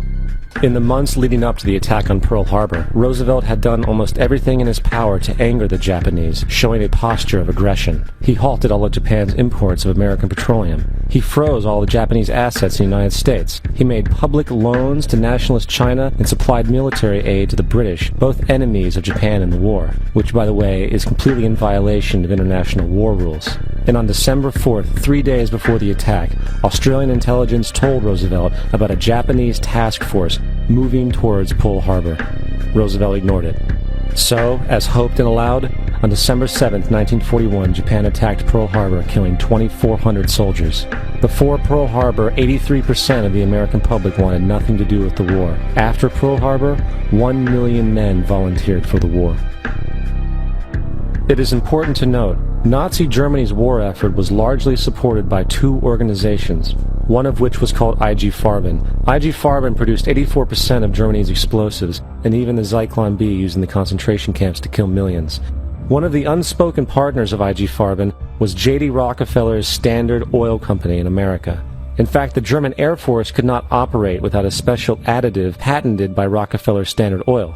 The drastic bombing of London by Nazi Germany, for example, was made possible by a $20 million sale of fuel to IG Farben by the Rockefeller Standard Oil Company. This is just one small point on the topic of how American business funded both sides of World War II. One other treasonous organization worth mentioning is the Union Banking Corporation of New York City. Not only did it finance numerous aspects of Hitler's rise to power, along with actual materials during the war, it was also a Nazi money laundering bank, which was eventually exposed for having millions of dollars of Nazi money in its vaults. The Union Banking Corporation of New York was eventually seized for violations of the Trading with the Enemy Act. Guess who the director and vice president of the Union Bank was? Prescott Bush, our current president's grandfather, and of course our former president's father. Keep that in mind when considering the moral and political dispositions of the Bush family. Vietnam. The United States' official declaration of war on North Vietnam in 1964 came after an alleged incident involving 2 U.S. destroyers being attacked by North Vietnamese PT boats in the Gulf of Tonkin. This was known as the Gulf of Tonkin incident. This single situation was the catalytic pretext for massive troop deployment and full-fledged warfare. One problem, however, the attack on the U.S. destroyers by Vietnamese PT boats never happened. It was a completely staged event to have an excuse to enter the war.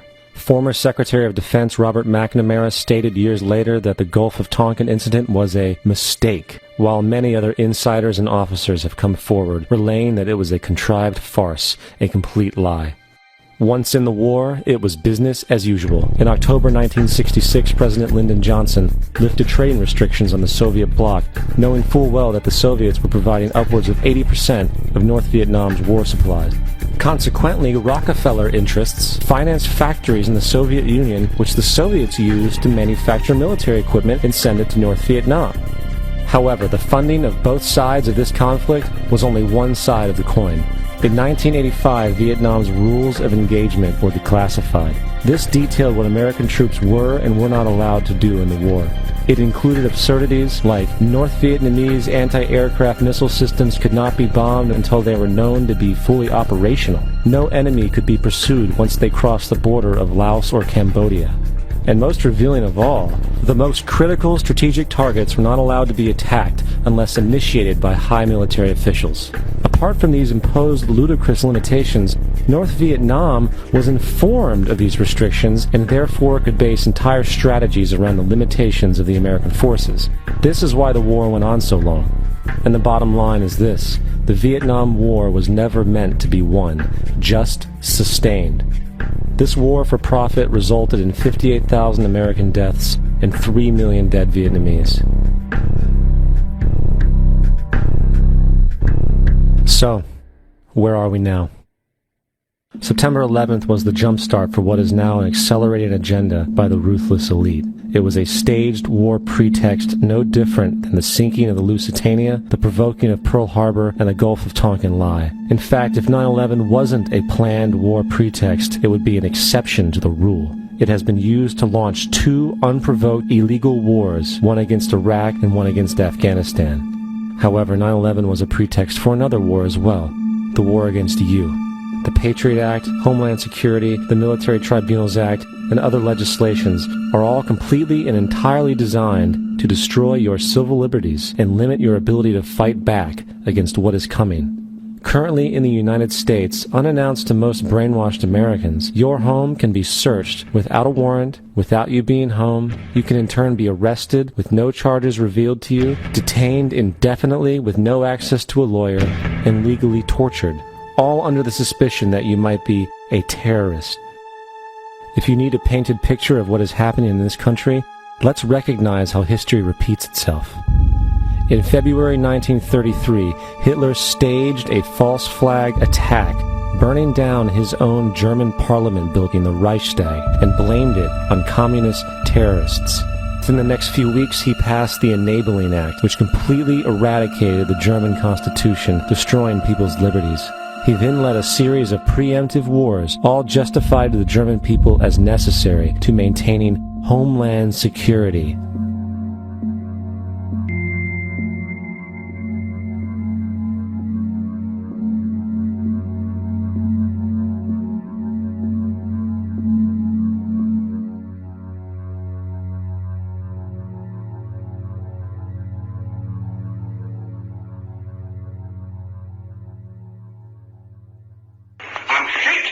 Kommunismus und der sich mit ihm verbrüdernden anderen Organisationen ändert dies nichts.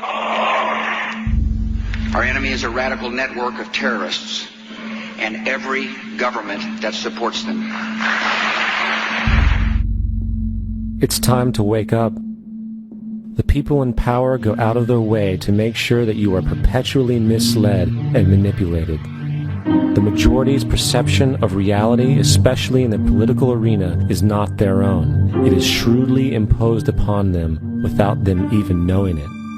For example, the public at large actually believes the invasion of Iraq is going badly, as sectarian violence doesn't seem to stop.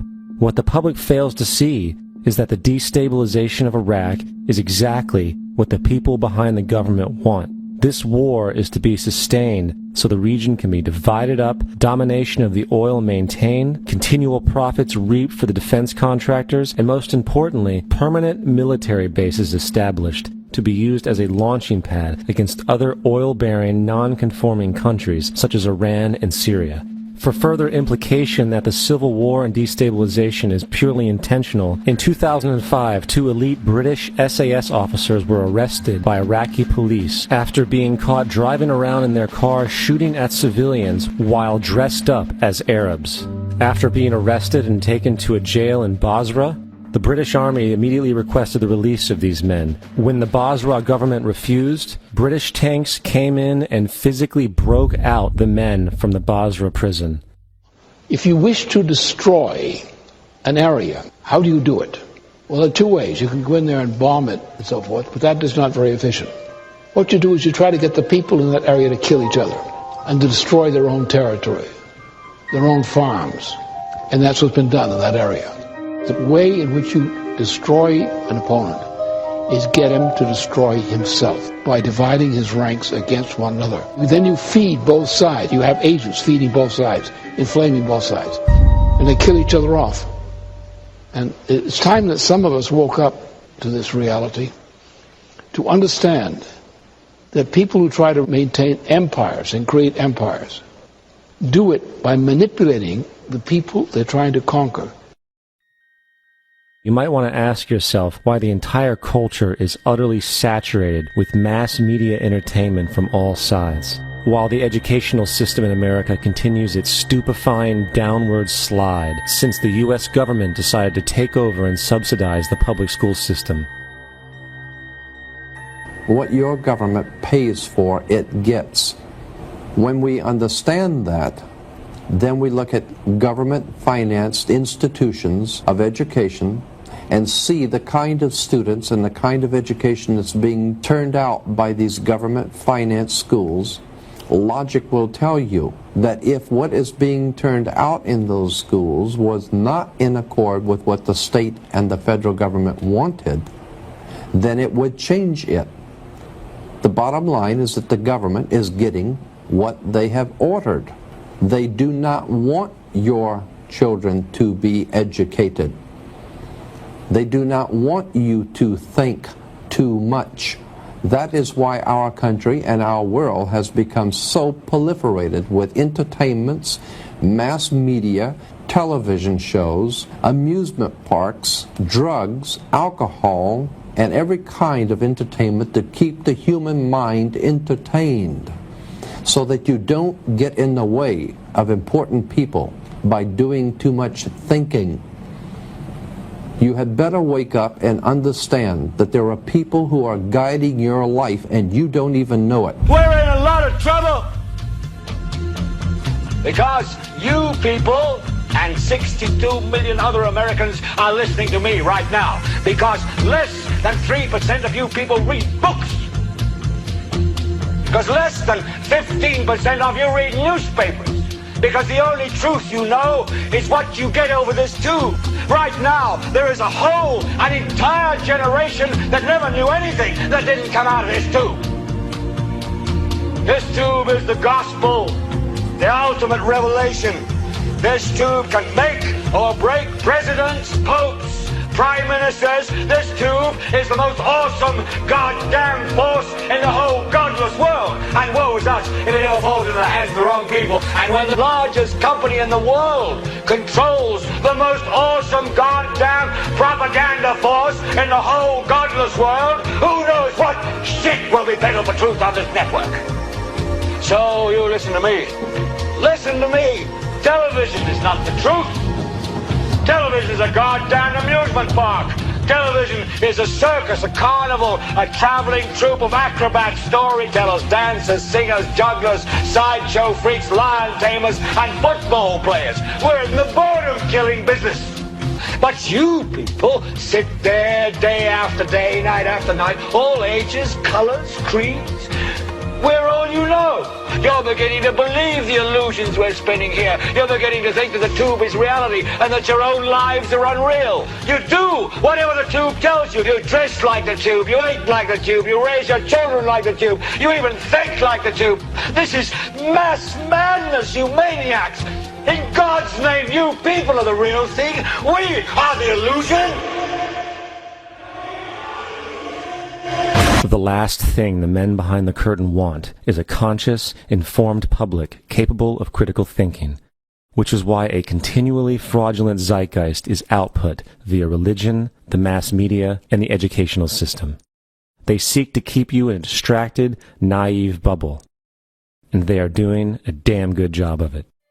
In 2005, an arrangement between Canada, Mexico, and the United States was made. This arrangement, unannounced to the public, unregulated by Congress, merges the United States, Mexico, and Canada into one entity, erasing all borders. It's called the North American Union, and you might want to ask yourself why you've never heard of this. In fact, there is only one mainstream reporter who has actually heard of and has had the courage to cover this issue. The Bush administration's open borders policy and its decision to ignore the enforcement of this country's immigration laws is part of a broader agenda. President Bush signed a formal agreement that will end the United States as we know it, and he took the step without approval from either the U.S. Congress or the people of the United States. It's a deal that few have even heard of. It's being done again by very few people at the very top on behalf of the investment class, but the working class of people, political officials across our country, from communities, from cities and so forth, they don't know anything about this. This isn't some trade agreement. It is a total removal of sovereignty from these countries, which will also result in a completely new currency called the Amero. Fall. Apart from that, I think one thing people who are dollar-based need to focus on is the Amero. That's the one thing that nobody's talking about that I think is going to have a big impact on everybody's life in Canada, the U.S., and Mexico. The Amero is the proposed new currency for the North American community, which is being developed right now between Canada, the U.S., and Mexico to make a borderless community, much like the EU, and the dollar, Canadian dollar, U.S. dollar, and the Mexican peso replaced by the Amero. By default of this agreement, the American Constitution will eventually be obsolete. You would think that a situation like this would be on the cover of every major newspaper. That is until you realize that the people who are behind this movement are the same people behind the mainstream media, and you are not told what you're not supposed to know. The North American Union is the same concept as the European Union, the African Union, and the soon-to-be Asian Union, and the same people are behind all of them. And, when the time is right, the North American Union, the European Union, the African Union, and the Asian Union will be merged together, forming the final stages of a plan these men have been working on for over 60 years. A one-world government.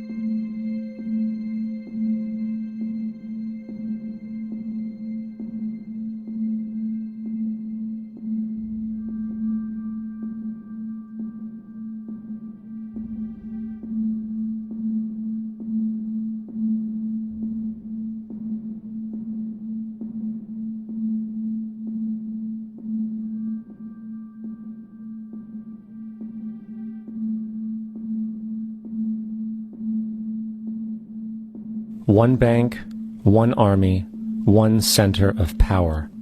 And if we have learned anything from history, it is that power corrupts, and absolute power corrupts absolutely. This is Aaron Russo, a filmmaker and former politician. To his left is Nicholas Rockefeller of the infamous Rockefeller banking and business dynasty. After maintaining a close friendship with Nicholas Rockefeller, Aaron eventually ended the relationship, appalled by what he had learned about the Rockefellers and their ambitions. I got a call one day from an attorney woman I knew, and she said, "Would you like to meet one of the Rockefellers?" I said, "Sure, I'd love to." And we became friends, and he began to divulge a lot of things to me. So he said to me one night, he said that there's going to be an event there, and out of that event, you're going to see, we're going to go into Afghanistan, so we can run pipelines from the Caspian Sea. We're going to go into Iraq to take the oil and establish a base in the Middle East, and we're going to go into Venezuela and try and get rid of Chavez. And the first two they've accomplished. Chavez they didn't accomplish. And he said you're going to see guys going into caves looking for people that they're never going to find. You know, he was laughing about the fact that you have this war on terror. There's no real enemy. He's talking about how by having this war on terror, you can never win it because so it's an eternal war. And so you can always keep taking people's liberties away. And I said, how are you going to convince people that this war is real? He said, but the media can convince everybody it's real. I mean, you know, it's just that you keep talking about things. You keep saying it over and over and over again, and eventually people believe it. You know, you created the Federal Reserve in 1913 through lies. You create 9/11, which is another lie. Through 9/11, then you're fighting a war on terror, and now all of a sudden you go into Iraq, which was another lie, and now they're going to do Iran. You know, and it's all one thing leading to another, leading to another, leading to another. Now, I would say to them, what are you doing this for? What's the point of this thing? You have all the money in the world you ever want. You have all the power. I said, you know, you're hurting people. It's not a good thing. And he would say, what do you care about the people for? Take care of yourself and you take care of your family. And then I said to him, what are the ultimate goals here?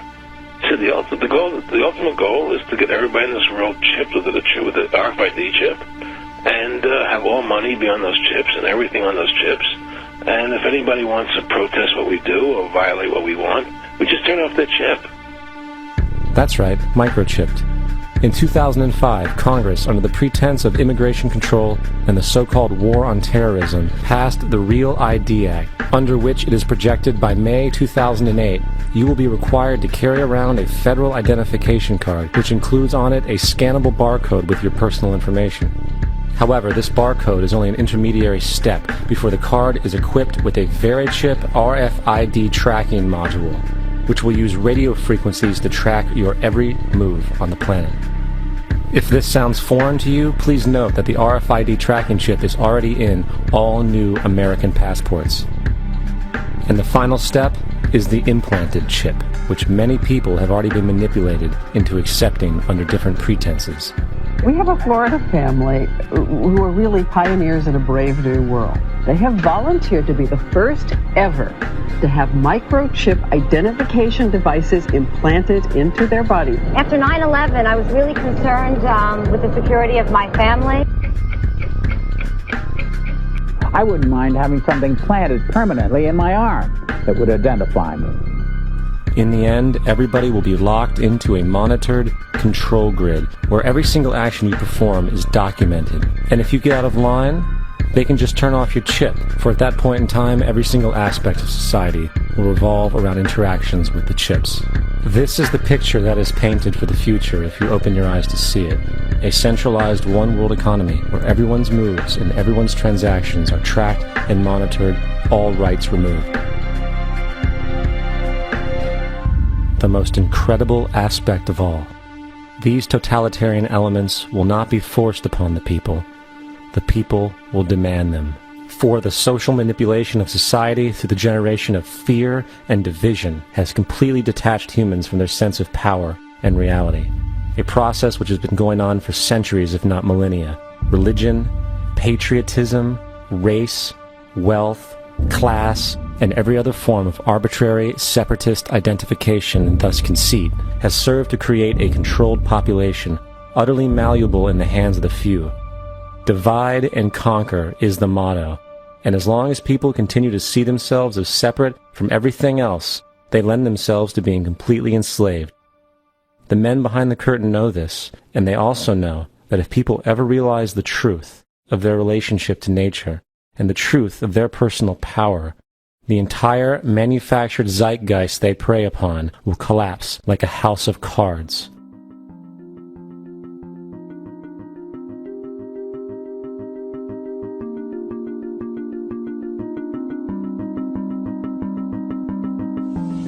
The whole system that we live in drills into us that we're powerless, that we're weak, that our society is evil, that it's crime-ridden, etc., and so forth.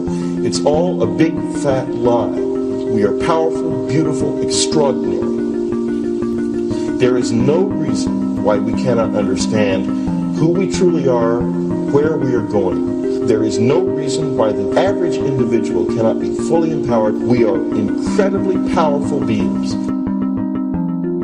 You know, I think I spent 30 years of my life, in the first 30, trying to become something. I wanted to become good at things. I wanted to become good at tennis. I wanted to become good at school and grades and everything I kind of viewed in that perspective. I'm not okay the way I am, but if I got good at things, you realize that I had the game wrong. The game was to find out what I already was. Find out what I already was.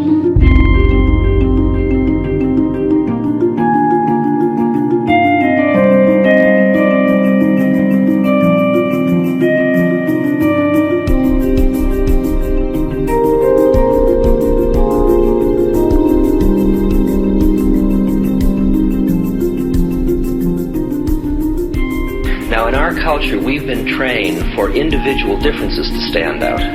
So you look at each person, immediately it is brighter, dumber, older, younger, richer, poorer, and we make all these dimensional distinctions, put them in categories and treat them that way. And we get so that we only see others as separate from ourselves in the ways in which they're separate. And one of the dramatic characteristics of experience is being with another person and suddenly seeing the ways in which they are like you, not different from you, and experiencing the fact that that which is essence in you and which is essence in me is indeed one.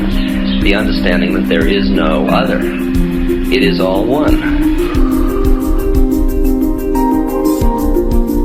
And I wasn't born Richard Albert, I was just born as a human being. And then I learned this whole business of who I am and whether I'm good or bad or achieving or not. All that's learned along the way.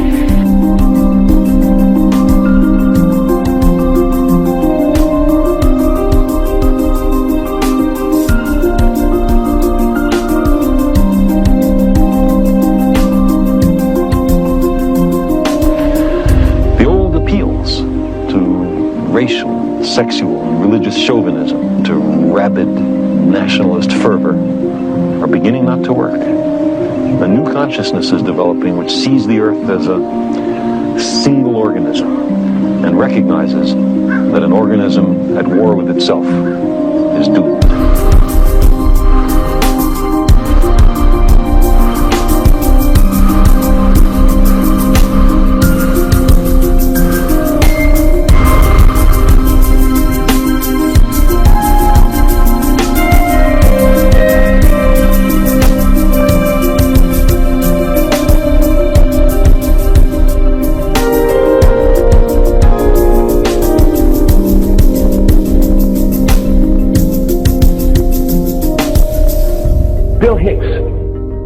Finish his shows with this. Life's like a ride in an amusement park. And when you go on it, you think it's real, because that's how powerful our minds are. And the ride goes up and down and round and round. It has thrills and chills, and it's very brightly colored. And it's very loud, but it's fun for a while. Some have been on the ride for a long time, and they begin to question, is this real, or is this just a ride? And other people have remembered, and they come back to us and they say, hey, don't worry, don't be afraid ever, because this is just a ride. And we kill those people. Shut him up, I've got a lot invested in this ride. Shut him up! Look at my furrows of worry. Look at my big bank account and my family. This has to be real. It's just a ride. But we'll kill those good guys who try and tell us that. You ever notice that? And let the demons run amok? But it doesn't matter, because it's just a ride, and we can change it anytime we want. It's only a choice. No effort, no work, no job, no savings of money. Just a choice right now between fear and love.